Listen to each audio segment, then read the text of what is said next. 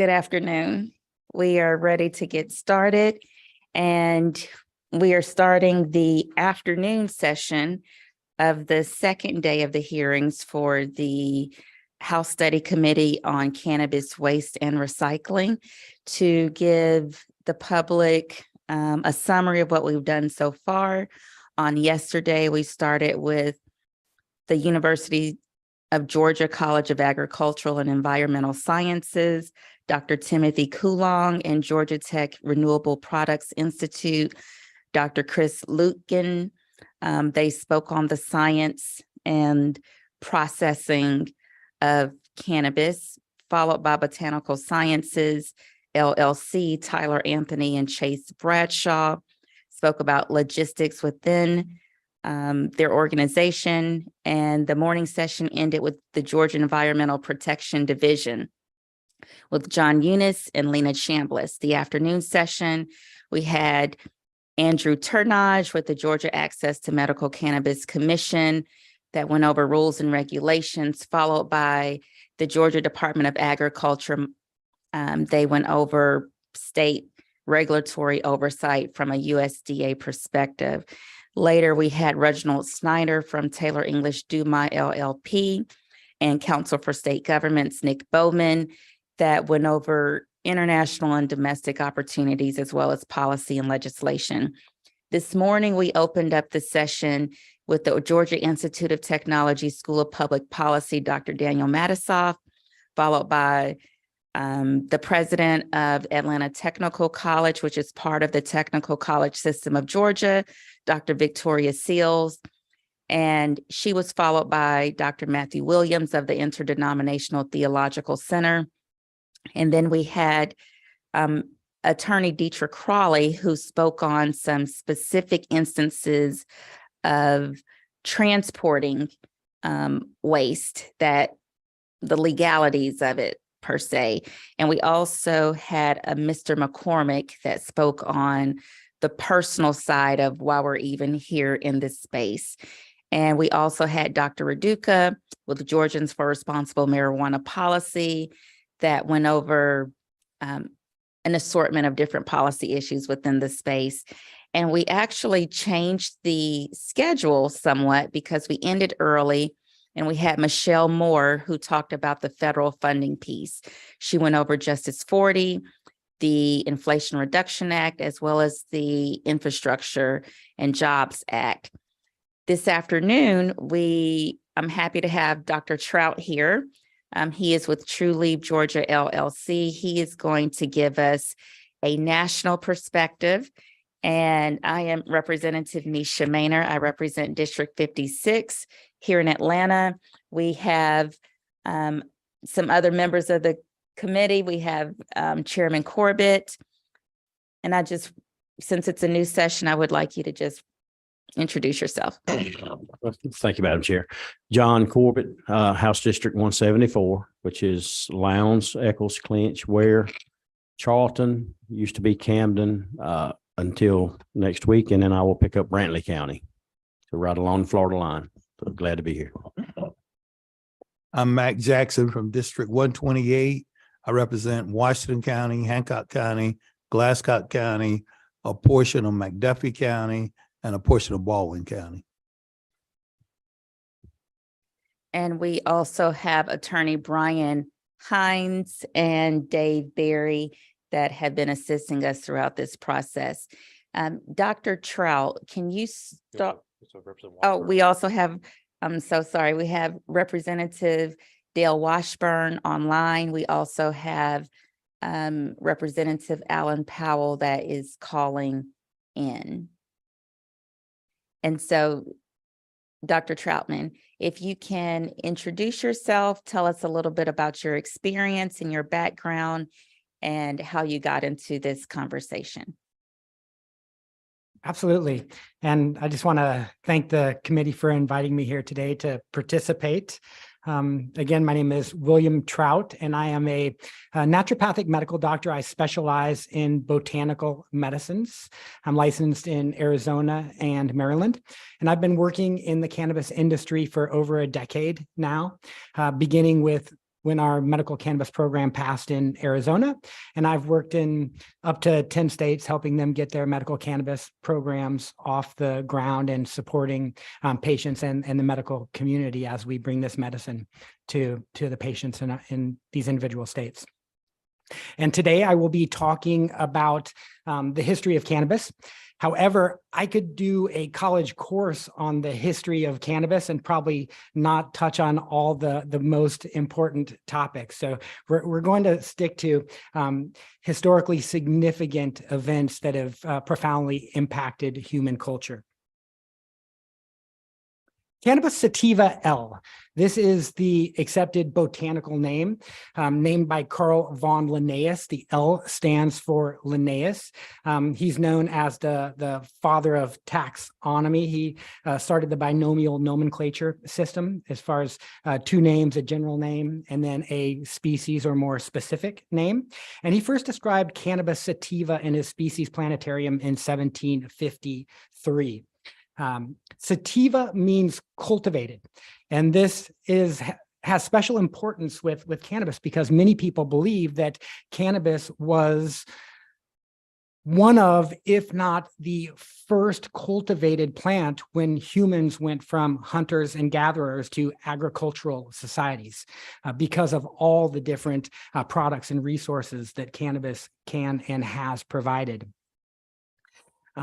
Jean-Baptiste Lamarck proposed two species of cannabis in 1785, Cannabis sativa, and then a version Cannabis indica that was a wild growing species growing in the area of India and Eastern countries. However, the conventional wisdom is that there's only one species of cannabis, Cannabis sativa, and then other subtypes, Cannabis sativa, Cannabis indica, and Cannabis ruderalis. However, there are many different names around the globe, or have been, for cannabis because it has been, we developed and cultivated cannabis so early in our human history that it then migrated with human migrations as well. And again, many different names in different cultures. Let's go back about 4,000 years ago, 2300 to 1700 BCE. This is an archaeological dig called Bactria Margiana. It is located in what is now the northern Afghanistan region. And it was dug up in the late 70s, early 80s. And what they found at this archaeological dig were these huge bowls and crucibles and large vessels. And in these vessels and crucibles, they found extracts from the cannabis plant. So this may be the first cannabis dispensary that we've uncovered in the archaeological record. And look how large these bowls are and these vessels are. This was a huge commercial practice for the community there in this archaeological dig, and then probably surrounding communities as well. Not only did they find extracts from the cannabis plant, but they also found extracts from the poppy flower or opium. So we've got a history of cannabis being used alongside opium going back thousands of years. These are two of the most widely used botanical medicines in human history. And they actually have a balancing effect for each other. Again, opiates are known to be very good for very severe traumatic injury for several days, but they are not very good for chronic conditions because they have a lot of dependence concerns associated with them, toxicity concerns. I think we're all pretty up to date now, the concerns that we have with opiate medicines. Whereas cannabis is known to be very good for chronic conditions or long-term conditions because of its safety profile and low toxicity profile. So again, they've worked very good in tandem, and cannabis is also very good at treating a lot of the side effects that come along with opiate medicines as well. And we are seeing that in the states that are legalizing cannabis, that it is a good tool in the toolbox for physicians that are and their patients that are dealing with chronic pain. So cannabis as a natural resource. Again, this is one of the most versatile plants and has been used throughout human history longer than we have writings to talk about it. Textiles and fabrics. The greatest portion of all textiles and fabrics around the world for clothing, tents, rugs, quilts, and more were produced from cannabis hemp prior to the 1800s. Sails on ships that brought us to America, the coverings on the wagons that took us out west, hemp. The first American flag was made from the cannabis plant. First Levi Strauss jeans made from the cannabis plant. Fiber, pulp paper, the greatest portion of all paper around the world was made from cannabis hemp fiber up through the 1800s for printing books, Bibles, maps, paper money, newspapers, and more. First drafts of our Declaration of Independence written on cannabis paper. Rembrandt, Vincent van Gogh used cannabis hemp canvases. In fact, that word canvas is derived from cannabis. Rope, twine, cordage. A large portion of all the rope, twine, and cordage around the world was produced from cannabis hemp until 1937. Over 50 tons of cannabis hemp was used to make the rope and rigging for the USS Constitution, which was one of the first American Navy vessels in 1798. Lighting oil. Until the 1800s, cannabis hemp seed oil was the most common lighting oil for lamps in America and around the world, eventually exceeded by whale oil and ultimately replaced by petroleum kerosene. Foods, oil, protein. Hemp seed contains all the essential amino acid proteins and essential omega fatty acids to sustain life. This makes this plant one of the most nutritionally beneficial plant sources on Earth. Cannabis hemp seed was commonly used in porridges, soups, gruels throughout the world. Cannabis hemp was a predominant seed for wild and domestic birds, sold retail in the United States through 1937. Biomass fuel. Cannabis is one of the largest biomass producing plants and consists of over 70% cellulose. In fact, Henry Ford's first car was powered by cannabis fuel. Even the body and the fenders were made from cellulose composites of the hemp plant. And of course, medicine. For thousands of years, cannabis has been one of the most widely used plant medicines around the world. In 1964, Dr. Raphael Mechoulam isolated tetrahydrocannabinol THC at the University of Tel Aviv. Since then, over 100 unique cannabinoids have been isolated from the cannabis plant. Where would we have been without hemp cannabis?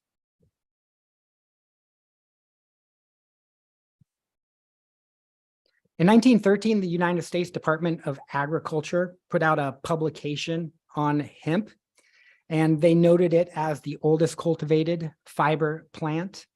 They also noted how hardy it was, how strong it was, that it doesn't need a lot of pesticides to be grown. They put out statistics and as far as how much hemp was being grown in the United States and being imported. 1986 to 1990 were the biggest numbers, with 10,427 tons being imported and 8,270 tons being produced in the United States. And they said that this was most likely very underestimated. The majority of the hemp was actually grown by mom and pop farms with self-spinning and providing their own resources out of these plant products, right there locally. And then in 1911 to 1913, they noted 5,982 tons imported, 5,100 produced in the United States. And they talked about the decline being because of it is such a labor-intensive product to harvest in that time frame, whereas cotton and the cotton gin had come on board and was starting to compete in the marketplace for with hemp.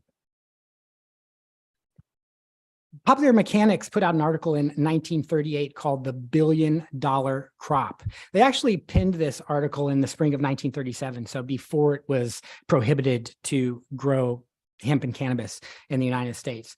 And they called the article, again, billion-dollar crop, and they noted that hemp is the standard fiber of the world. But what they were so excited about were newly invented machines that were now available to remove the fiber from hemp from the cellulose and herd products, which was drastically going to reduce the human labor necessary for this plant and make it very competitive. And they talked about you can produce over 25,000 different products ranging from dynamite to cellophane. So the technology was at the forefront of turning these natural products into other plastics and products like that are made out of petroleum now. And then 1937, the Marijuana Tax Act. This was the first, it created a tax on cannabis that was prohibitive on the industry and personal use. Basically, it made it unaffordable, and it couldn't compete anymore in the marketplace. So it wasn't an out and out prohibition, but it was a de facto prohibition on cannabis. Interestingly enough, this was the same year that nylon was patented, synthetic fibers, which would come in and replace many of the products that had been made out of hemp previously. So this provided a huge market advantage to petroleum resources and proprietary synthetic processes. But along with that, come these forever chemicals like polyfluorinated alkyl substances, these PFASs, these, again, many other chemicals that are just very hard to break down and recycle, since we're talking about recycling. These are some of the hardest substances on the planet to recycle. They stick around forever. They get into our body tissue. We see them in breast milk. We see them in our water supplies. We're seeing the microplastics in the oceans. So you have to wonder if there wasn't this, this regulation on hemp that provided this market advantage for synthetics and plastics, where would we be now? Would we have more of a balance of our plastics and these types of materials being made out of a renewable, recyclable resource like cannabis, hemp?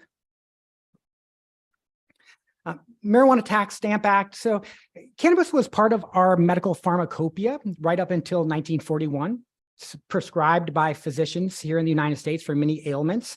And Dr. William Woodward, MD, spoke in front of the U.S. House of Representatives on May 4th, 1937, in opposition of this Marijuana Tax Stamp Act. He stated, "I use the word cannabis in preference to the word marijuana, because cannabis is the correct term for describing the plant and its products. In other words, marijuana is not."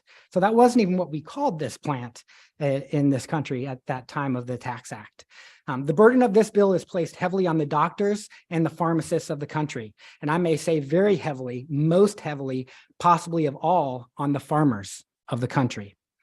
The federal government would meet the same difficulty that it is met in prosecuting under the National Prohibition Act, the inadequacy of courts, and the inadequacy of prosecuting attorneys, and I may say the inadequacy of the jails. 1970 Controlled Substance Act. So this was the statute that created our U.S. federal drug policies and regulated substances into 5 different schedules. This was actually a national implementation of the 1961 Single Treaty, which was the regulation of drug policies around the globe. And it was the architects of the Marijuana Tax Act that were pushed the Single Treaty, and that was the start of the prohibition of cannabis around the globe. They classified cannabis in the United States as a Schedule I substance, the most stringent of the scheduling, meaning it had a high potential for abuse and no medical value. And then the FDA approved synthetic THC, so the main constituent from cannabis, pharmaceutical THC, in 1985 as a Schedule III drug, indicating it for the treatment of chemotherapy-induced nausea and vomiting. But as we know, the demand for this plant never stopped, even though it was prohibited. Cultures had been using it for thousands of years. And again, we know the social and political and economic consequences of that. The Schaefer Commission was set up by President Richard Nixon in early 1970 to look at the concerns surrounding marijuana and drug abuse. While the Controlled Substance Act was being drafted, the House Committee in 1970 recommended cannabis temporarily be placed as a Schedule I, waiting for the commission's report. And then in 1972, March 22nd, the commission came back and presented a report to Congress in which they favored ending cannabis prohibition and adopting other methods to discourage it. And he noted that the 1937 Tax Act was predicated on cannabis making people violent, unsubstantiated claims of violence, and their research suggested just the opposite, that cannabis users tended to be more timid and docile, and again, recommended other methods for discouraging its use. 1988 to 1990, we discover the endocannabinoid system, looking at THC and cannabinoids and how they bind to the brain. And researchers found that THC binds to these very specific receptors in the brain that we didn't even know existed. And therefore they were named cannabinoid receptors. So if nothing else, this cannabis plant is now teaching us an amazing amount about our human physiology. Turns out we have more of these cannabinoid receptors in our brain than almost any other type of receptor. So this is a big part of how our body does business. Cannabinoid 1 receptors we now know are in the brain and the nervous system, and their main job is balancing the electrical activity of our nervous system. And then we have cannabinoid 2 receptors that are all through our immune system, and their main job is balancing the inflammatory or our immune response. So again, these cannabinoid receptors are in almost every tissue of our body and are involved in the process of homeostasis or balance. That makes it very, very exciting as to how these cannabinoids work in our system. And the pharmaceutical companies are now looking at other novel cannabinoid type drugs that can interact with this system as well.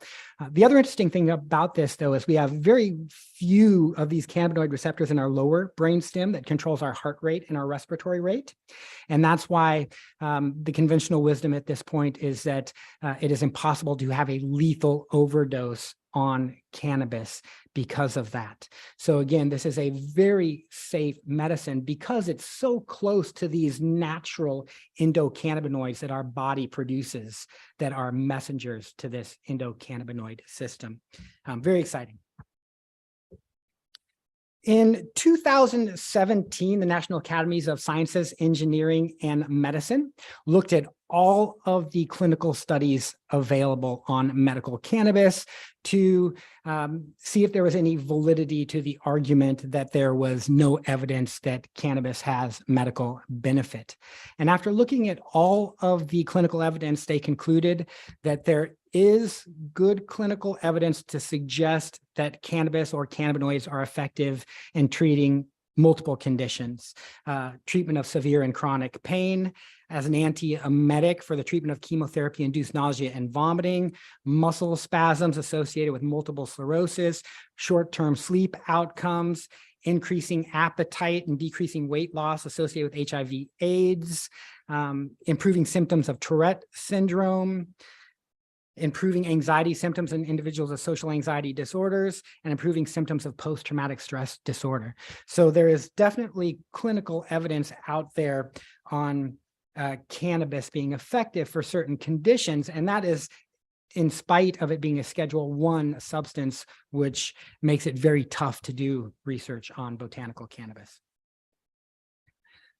Versatile plant rather than a single drug. So the thing to understand about cannabis as well is, and why it doesn't fit in with the FDA's model of approving drugs for medical conditions. The FDA likes one constituent with a very standardized amount so they can do controlled studies with specific medical conditions to see how people respond to it.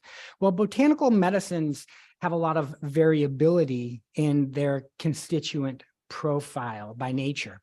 And also the thought is that it's not just one constituent. In the beginning, I thought it was just THC, tetrahydrocannabinol, but it turns out there's up to 100 of these cannabinoids, cannabidiol, and again, many more that are all, we believe, working together. We call it the entourage effect, the entourage of all of these constituents, as well as terpenoids and flavonoids. There's up to 500 secondary metabolites in this cannabis plant that may be in different amounts that may have different medicinal benefits based on that. This study, Versatile Plant Rather Than a Single Drug, was published by a group out of Israel, Dr. Miere's group. And they're getting very good at testing all of the constituents in the plant and looking at the top several constituents and seeing that they absolutely have different benefit based on these constituents all working together. So that's where I think we're going to see this plant medicine headed in the future, is getting very specific on the top constituents and doing very good research to see what conditions they may be more beneficial for. And there's been a supposed, instead of, we used to talk about cannabis indica versus sativa and having different types of effects, but in the medical community now, we're talking about more of the chemotype classification. Type 1 is a THC dominant strain or type of cannabis. Type 2 is a CBD THC balanced. So we talk about them in their ratio. We may say a 1-to-1. Type 3 is a CBD dominant type of strain or cannabis plant or product. And then type 4 is proposed CBG, cannabigerol, but we don't see a lot of strains or medicines with that one being dominant. And then not only those main types, but then you have, again, other secondary and primary cannabinoids and other secondary and primary and secondary terpenoids that are going to be involved in how well that medicine works. So the hope is that because we see that cannabis doesn't fit, these plant botanical medicines don't fit into the way the FDA approves and schedules medicine. So the hope is that we see a regulatory system for these botanical medicines like cannabis that takes into account how it works and at least puts it on a level playing field with other petroleum-based pharmaceuticals and petroleum-based natural products and plastics. And I think if we have it at least on a level playing field, we will see that the market will win out and that people will choose products, natural products that are healthier for the environment, healthier for themselves. And at some point, we may even think about having regulations that incentivize using natural products such as cannabis to produce some of these other products like plastics that do not recycle well and have concerns associated with them. With that, I thank you so much for inviting me here to speak with you. And if you have any questions, I would love to field them. Yes, Chairman Corbett. Thank you, Madam Chair. Thank you, Dr. Trout, for the presentation. Earlier today, we talked about the number of licenses we are issuing in Georgia and how many square feet of grow space we have up to 400,000 between the 6 different licensees, 100,000 square foot and 250,000, and the capability that they're able to produce enough to provide medicine for 800,000 patients. And right now we only have 25,000 on the registry, and it come up that there's a tendency or a possibility we could overproduce and have this medicine sitting on a shelf, and this shelf life is 12 months. And you say you've been around this for 10 years in Arizona. So what's Arizona doing if they have something that's on the shelf and the expiration date has expired? How do they dispose of it? Yeah, and And I'm not, again, the expert on this part. Our production staff obviously has protocols that works within the state regulation for disposing of those. But the biggest concern obviously is the health of the community and getting access to products that again could provide health concerns. Diversion is another concern as well. Typically the protocols and procedures have to do with grinding of the product and mixing it in with other waste disposal where it cannot be used. And again, put out in a safe receptacle to where people don't have access to it, to where it can get taken off to landfills. The nice part about cannabis is that compared to most all other substances that are, again, toxins or poisons, cannabis is a very, very safe substance. Oh, yeah. My concern would be it's no longer capable of doing what it was intended to do. And somebody with a condition is taking it and it could be weaker than it should be, I guess. Absolutely. There is definitely a shelf life on these cannabinoid medicines, also depending on how they are stored. That makes a big difference as far as extending that shelf life. And we need to make sure that we have cannabis medicines that are fresh and potent so the patients get the medicine that they are expecting. Thank you. Thank you, Dr. Trout. Are there any studies or standard practices that say the shelf life is X amount of months or years? There is information out there on that. And typically what we see with botanical medicines in general, and there are studies specifically with cannabis as well, is that the cannabinoids in the medicines are fairly stable in the cannabis flower if it's stored at room temperature out of sunlight for up to a year. And then after a year, it starts slowly degrading. And then after about 5 years, it is considered to be inactive.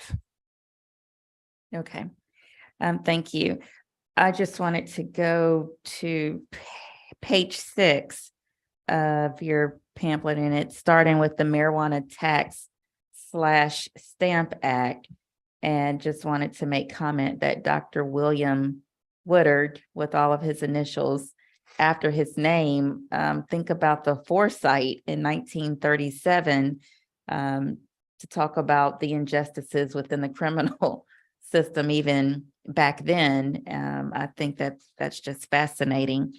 The other thing that I wanted to touch on is page 8, the endocannabinoid system.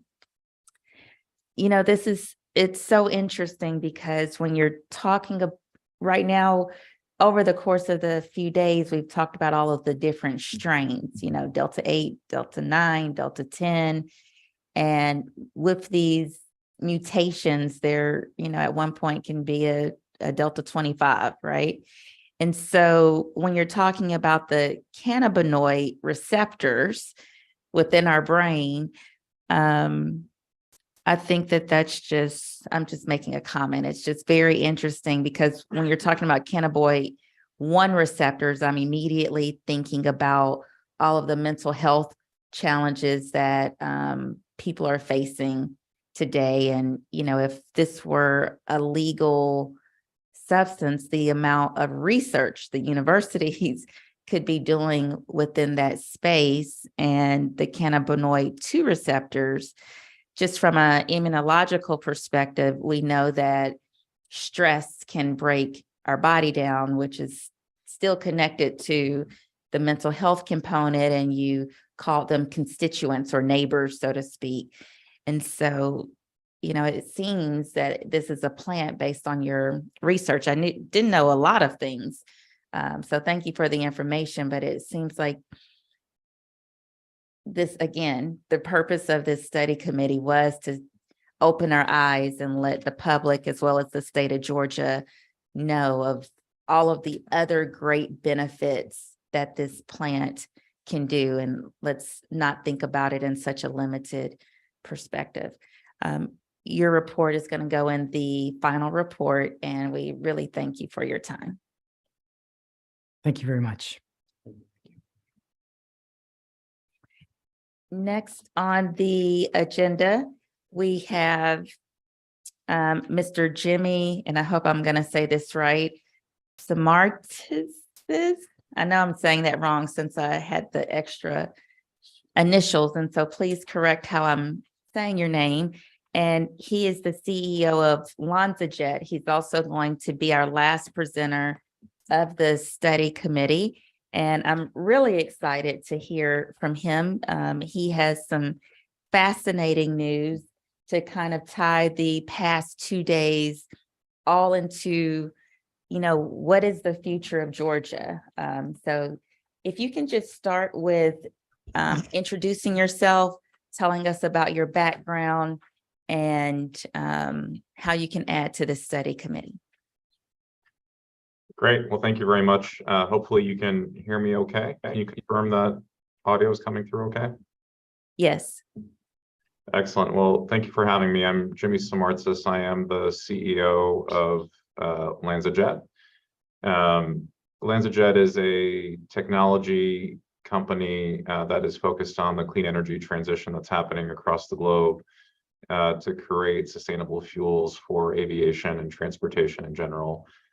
So we are not only a technology and engineering company, but we're also a producer of fuels with our very first plant that is being constructed in the state of Georgia.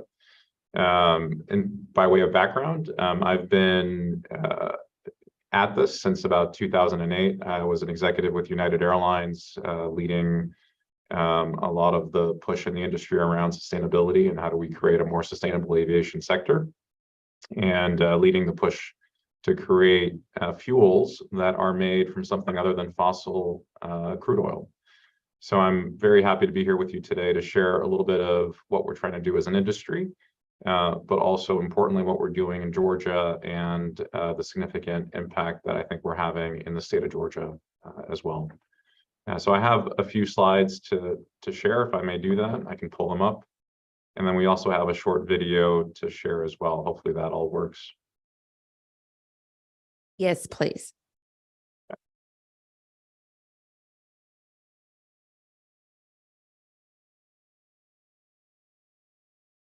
Do you mind confirming again that you can see the screen? You're good. Excellent. I'll start with a vision statement that our employees of the company developed, which I think I always typically start with because it's important. We have a very strong belief that we have an obligation to preserve the world, but also the opportunity for future generations to experience it and thrive. What's implied in that is that aviation has a very important and critical role to play in global commerce and bringing global society closer together and enabling generally communities to stay in touch and individuals to stay in touch and conduct their business.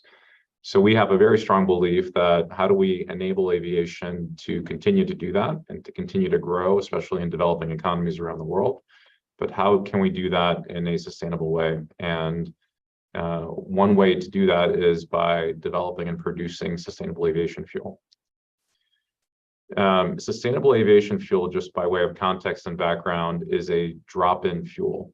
So it means that we do not have to change out aircraft engines, infrastructure at airports, infrastructure that supplies the airports. It is a drop-in fuel. It has the exact same characteristics, if you will, in terms of performance as fossil crude oil jet fuel does, but it's made from renewable, sustainable biomass sources. The U.S. government came out with an ambition to achieve about 3 billion gallons of production by the year 2030 of sustainable aviation fuel. And the reality is that last year, meaning this is 2021 data, we don't have the 2022 data yet, but it's not that different. The United States had a total use of about 5 million gallons of sustainable aviation fuel, which represents 0.03% of the target of getting to 3 billion gallons by 2030. In order to get there by 2030, what this means as a country, we have to accelerate production so that we're 600 times where we are today in terms of production capacity in the country. So some may see that as a significant challenge. We see it as a terrific opportunity to enable the energy transition to continue within the country. We as LanzaJet have made a commitment to the US that we will provide up to 1 billion gallons of that 3 billion gallon ambition. Just to give you some context in terms of this is really establishing a new global market in the globe, broadly speaking. Commercial aviation uses about 100 billion gallons of fossil based jet fuel.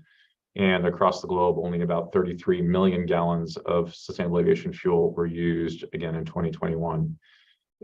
Aviation has made a commitment to reach net zero by the year 2050. And they've also, meaning airlines, airplane manufacturers, and the United Nations as the overarching authority that has interest in international commercial aviation, all agree that sustainable aviation fuel is going to be a key lever to achieve that net zero ambition by 2050.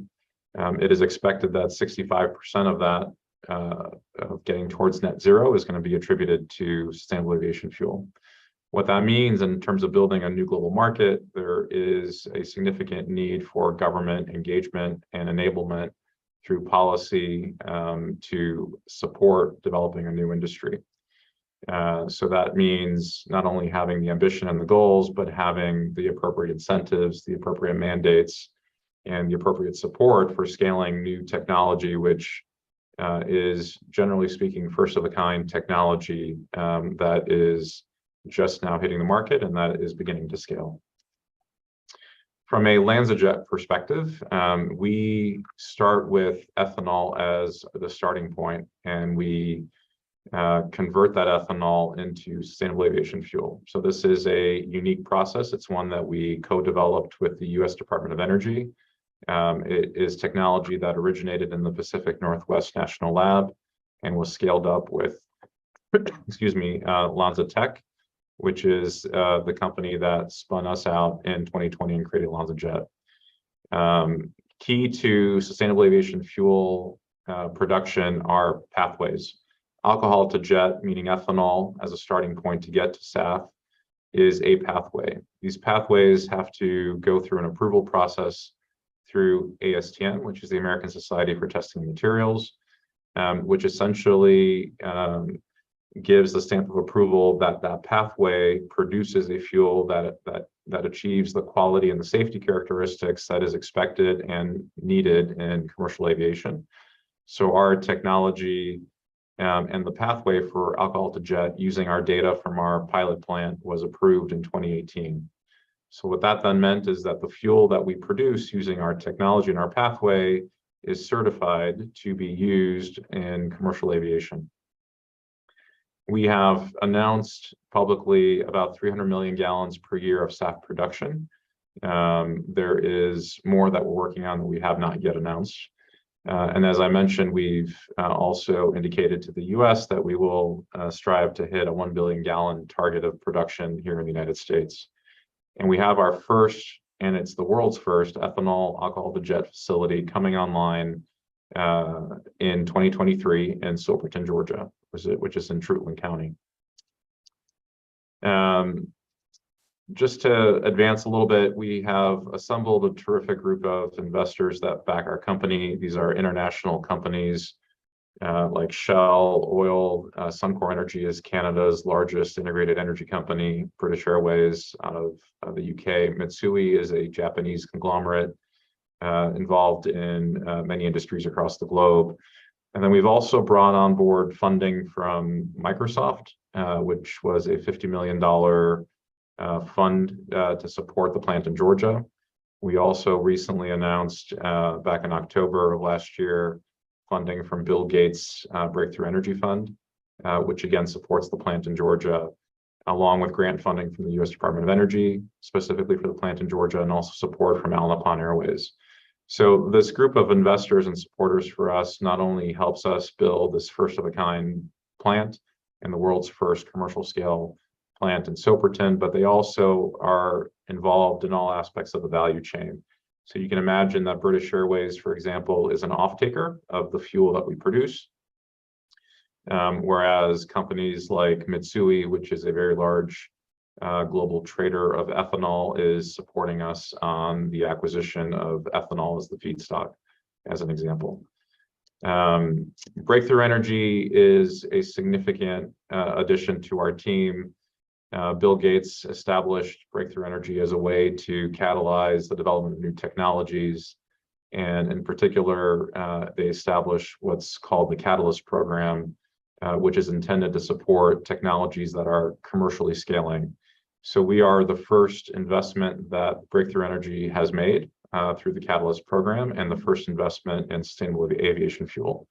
What that does do, and that was a $50 million grant specifically for our plant in Georgia, it reduces the green premium because of the fact that it is a grant. We did not have to go to the market to secure that $50 million as a loan.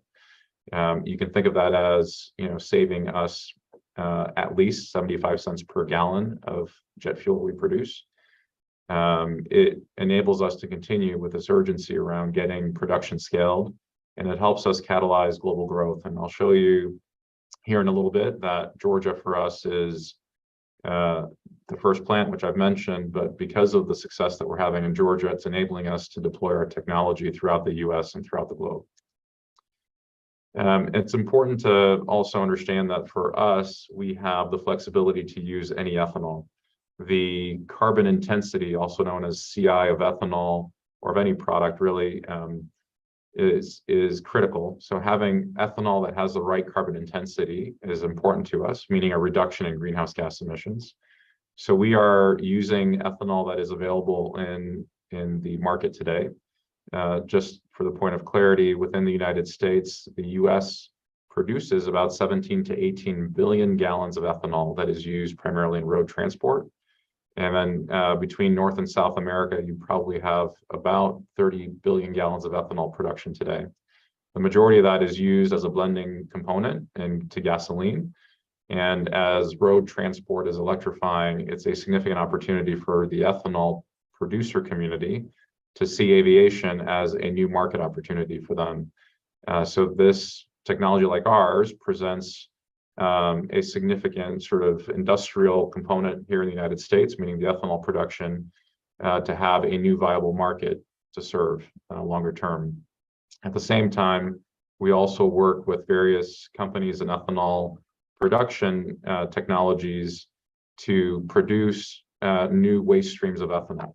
As an example, Lanza Tech, which is again the company that founded us, they have technology that actually converts waste sources, whether that is municipal solid waste or carbon monoxide, for example, from a steel mill. They're able to capture that waste and convert it into clean ethanol. Lanza Tech, frankly, also has a presence in Georgia, and they do a lot of their innovative work around converting waste streams into ethanol. They're at their R&D facility in Georgia, the same site in Soperton. When you look across the globe, there is plenty of opportunity for feedstock that can be converted into ethanol. The US is rich, if you will, with energy crops, as I mentioned, in terms of ethanol production today. We can also use biogas from landfills as an example and convert that into ethanol. We can use CO2 directly from the atmosphere, capture that CO2, and through a process convert that into ethanol as well. But across the global landscape, ethanol is widely available. There's lots of feedstock of raw material, of waste product that we can convert into ethanol, and just presents a phenomenal opportunity to decarbonize really hard to abate sectors like aviation. So our fuel, as I mentioned, is drop-in. It exceeds the standards that are established for jet fuel.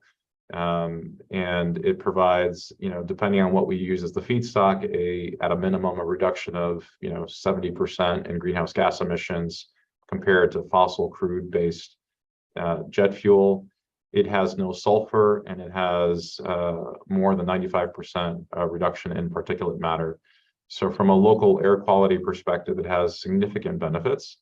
We've also done work with the government of Canada and have tested the fuel at high altitude. And we've also found significant reduction in contrail formation, which is also believed to contribute to climate change.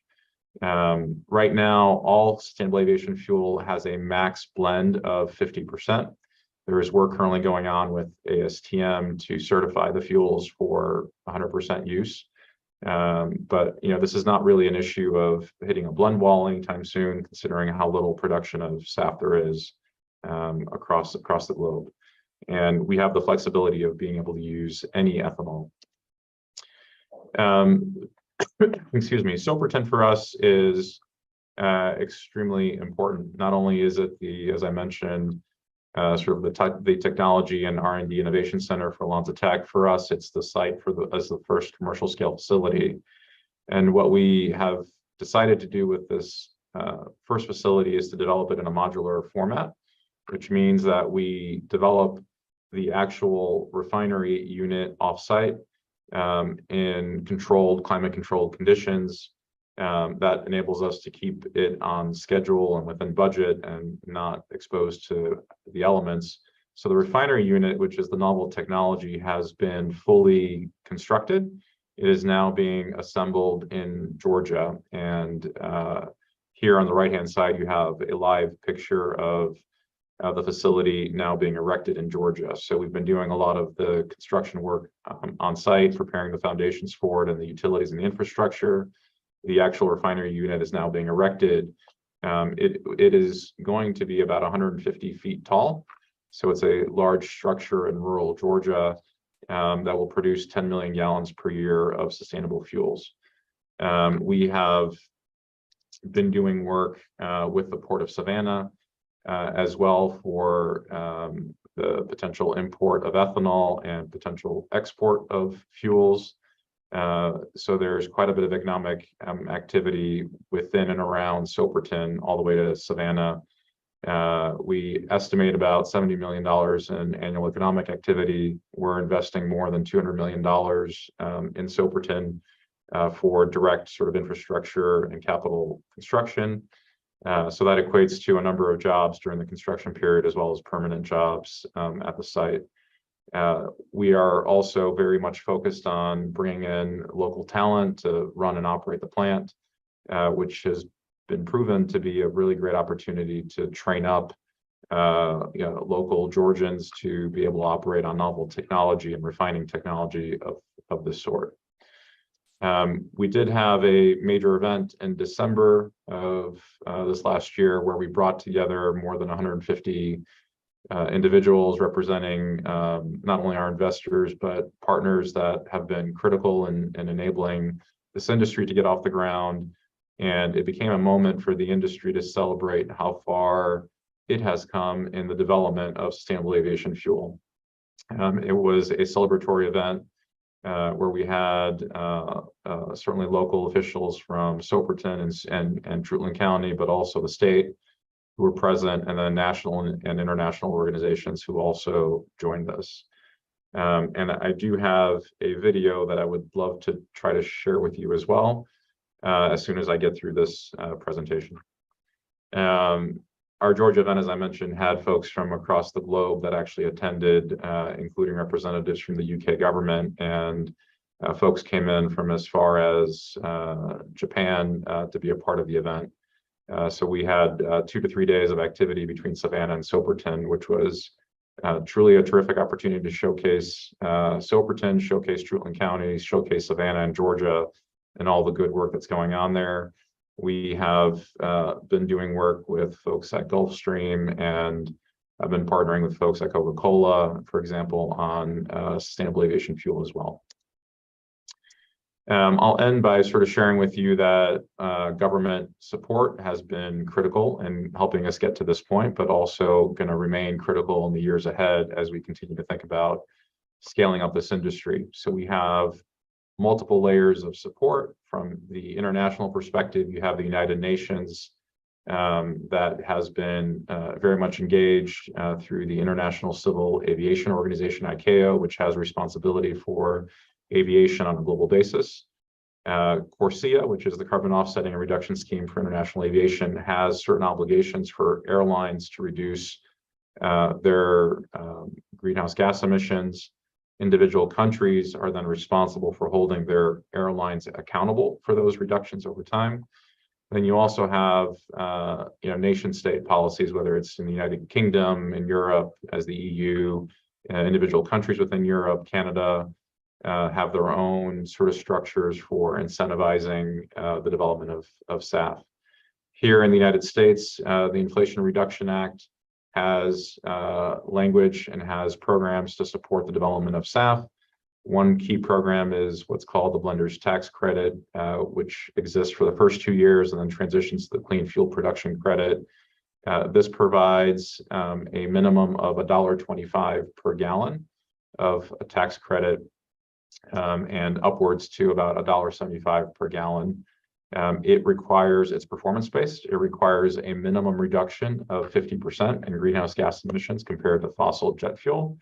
And then for every point improvement above that 50%, it gives you that additional penny. So that's how you can get to the $1.75 per gallon.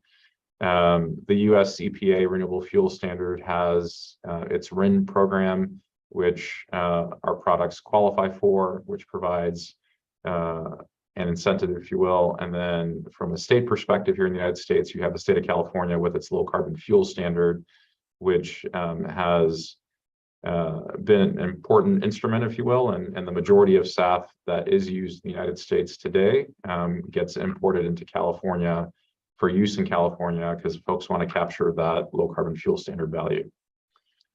As I mentioned, our plant in Georgia catalyzes global growth for us. We have work that we're doing across the world in places like the United Kingdom, in Central Europe, in as far away as India and Japan and elsewhere. So these are all earlier stage projects where we are currently doing feasibility studies and engineering work for larger scale facilities. And we have also a few facilities here in the United States, in the Gulf Coast, in the Midwest, and in the upper Northwest as well.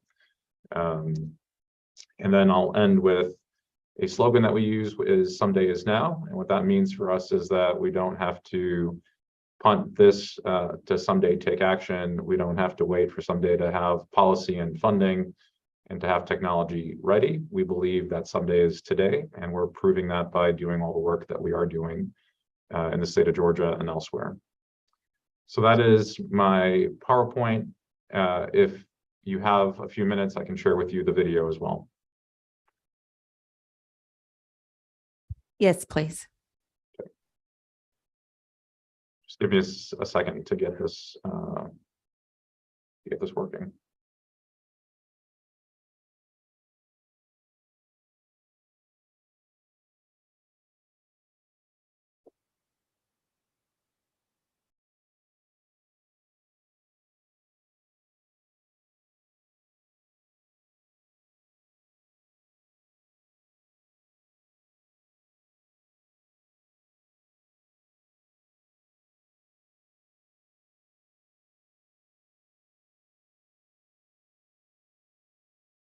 Are you able to see the screen?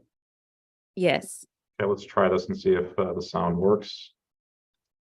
Can you hear that okay? Yes. Here today is a story of innovation, The video is not showing, though. It's a black screen. collaboration. Here, I can pull it up on here. There we go. Are you able to pull it up locally? We see it. Do the full screen. I don't think the full screen works. I think YouTube doesn't work. If you can put the link in the chat, we can bring it up from here. You can tell me. I got it. Sure.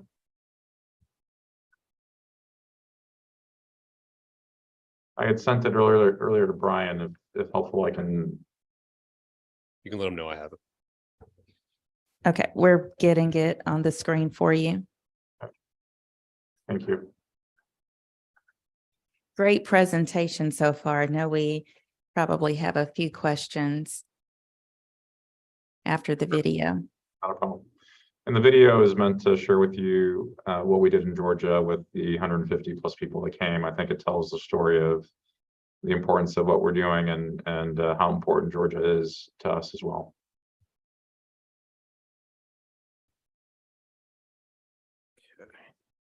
You'll have to switch it over to the room, the committee room, I believe. So I think he's saying to no longer share. I think you'll have to switch it over on your end, the committee room rather than Zoom room. Collaboration, partnerships, resilience.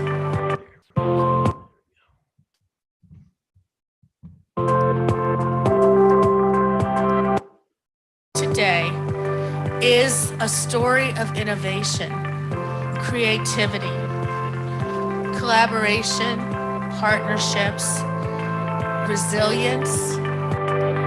Today is really a celebration of partnership. It is work that's happened over many, many years across many companies, many governments that have come together to help us build what you see behind me, which is the world's first alcohol-to-jet facility. Steel is in the ground, it's being built, but that happens on many years of work, and we wanted to bring everyone together to celebrate the historical significance of this moment. Today, you'll get to hear from the leaders and the investors who took a bet on LanzaJet across the country and across industry.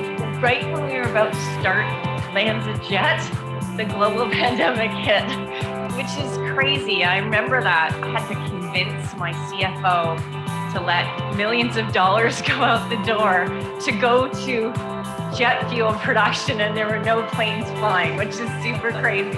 It was during this pandemic time, so it was very difficult for us to invest LanzaJet, but we found confidence in people here and people who we work with. We're looking to help our customers decarbonise, and that means providing low carbon, sustainable fuels products across our 80 countries in which we operate. We need to move. We need to move now, and you need to make a leap of faith. You need to jump. And my view is, it's higher risk not moving at all. You'll get to hear from the local and national policymakers who are working across the government to ensure that innovation helps pave the way for new and emerging industries like SAF.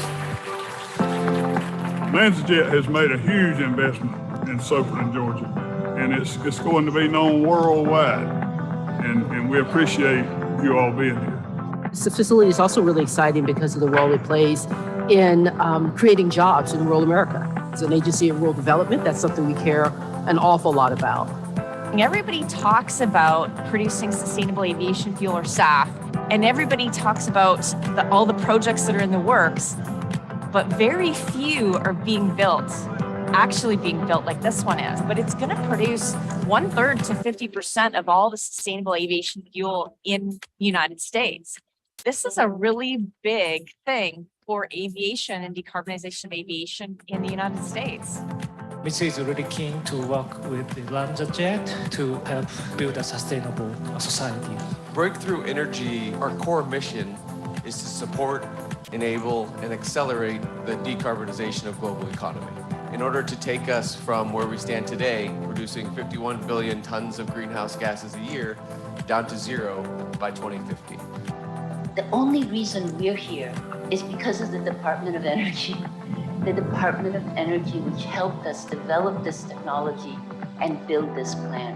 Because of the support of the USDA, because of the FAA, because of the UK, and because of Europe. But it also comes from the investors that sit here. And we actually believe that aviation matters. It matters for commerce. It matters to bring our global society closer together. So we firmly believe that we have an obligation to figure out how do we enable aviation to continue, but to do so sustainably. And that is what we do. What's really interesting about sustainable aviation fuel is it's a drop-in fuel, but it can be actually blended in with jet fuel and used in existing aircraft. existing fuel distribution systems. It takes a lot to build this industry. It takes having the right technology that is scalable. It takes having the right policy that is supported and enabling to transition. It takes having airlines who want to use the product, who are committed to it, who are investing in it. It takes innovative financing, right, to be a part of the equation. And it takes consumers to want to fly on it.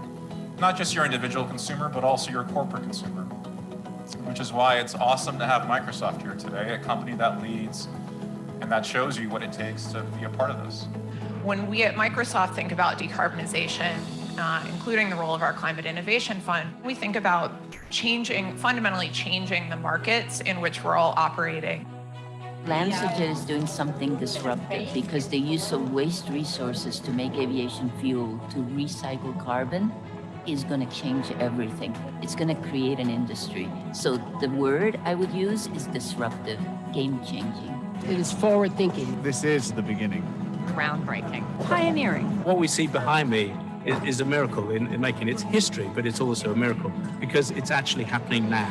We want aviation to have access to SAF, and we think we have one of the best solutions out there to enable the industry to do that. Yes, I've always believed this day was possible from the early days of the industry when I started working in this field.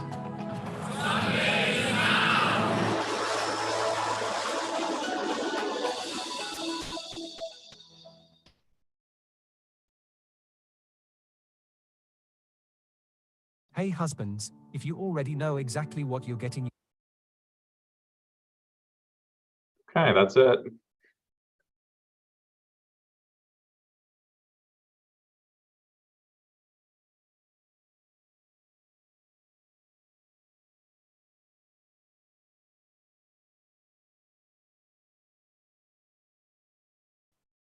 Can you hear me? Okay. That was a wonderful video. That really summed up everything. The committee for the past few days, we've had many people streaming live. We've had, a full house here yesterday. The possibilities of what you can do with waste is just enormous. And so your presentation speaks volumes. I want to go to the committee. Are there questions from the committee? Chairman Corbett. Thank you, Madam Chair. Thank you for the presentation. At the plant in Soperton, you said you could do 10 million gallons a day or a year? 10 million gallons a year. A year, okay. So to get to a billion gallons, we're going to expand the plant a little bit. There's quite a got bit of room work to grow. do. We've got room to grow in Georgia, so thank you. Yeah, that's right. My question is, two questions. Is there a state that's known to be the leader in the biofuel market? And if there's not, how can Georgia, what do we need to do as a state to position ourselves so we are the leader in that market? I guess I have a couple thoughts on that, right? One is the pioneering work that's happening in the state of Georgia between LanzaTech, LanzaJet, and all of the folks that are involved is pretty phenomenal. And it's a significant opportunity to leverage that, I think, for the state in terms of showcasing the work that's happening. We had Secretary Granholm and Senator Ossoff came out to visit us.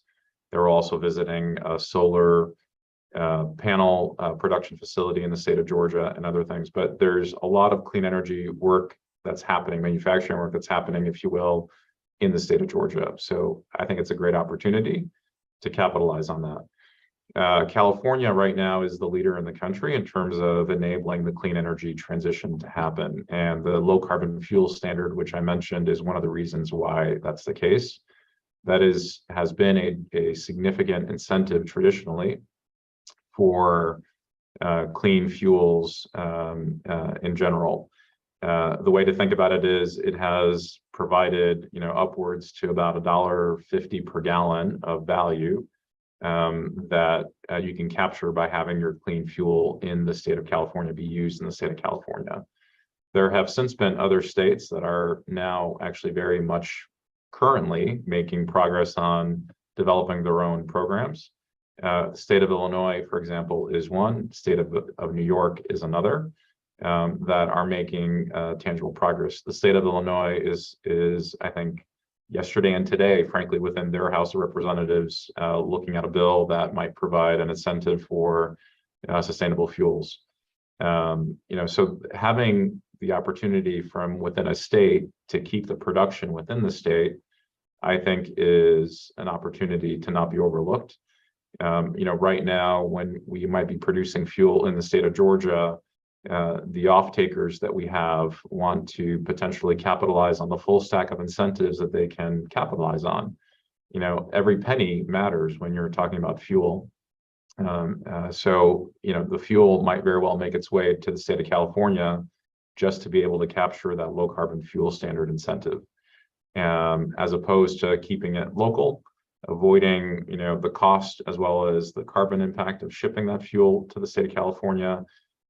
So it's an opportunity to have the state step forward and provide an incentive, if you will, to counter the incentive that's being provided in California to keep the fuel locally for use in the state of California. That is similar to what the state of Illinois is currently doing and currently contemplating within its House. And one last question is, we have Delta here as a hub, and another question from the state. I know that you mentioned Illinois' new legislation that they're proposing.